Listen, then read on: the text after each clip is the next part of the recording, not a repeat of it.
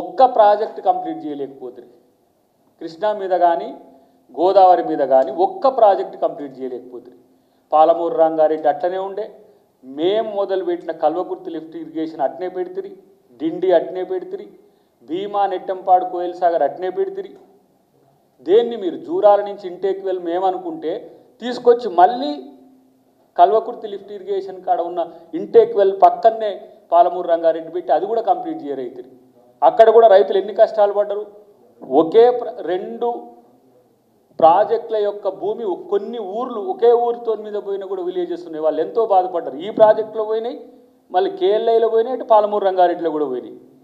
ఆ land acquisition కూడా ఎంత పెయిన్ఫుల్గా అయిందో మన అందరం కూడా తెలుసు. కాబట్టి ఇవాళ ఇలాంటి చౌకబారు విమర్శల వల్ల ప్రజల్లో మేమేదో గొప్ప సాధిస్తామని అనుకుంటే మాత్రం అది పిచ్చి ముచ్చట అని చెప్పి హెచ్చరిస్తున్నాం. అన్నిటికంటే నా దృష్టిలోనైతే మూసి పునరుజ్జీవం అనగానే ఉలిక్కి పడుతుంది కేటీఆర్. ఎందుకు?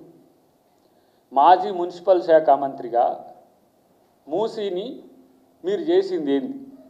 మూసీలో మురుకునట్టే పెట్టిండ్రు, కంపునట్టే పెట్టిండ్రు, దాని మీద వేల కోట్ల రూపాయల ఖర్చు పెట్టిండ్రు, ఎస్టీపీలు అన్నారు, ఇంకేదో అన్నారు.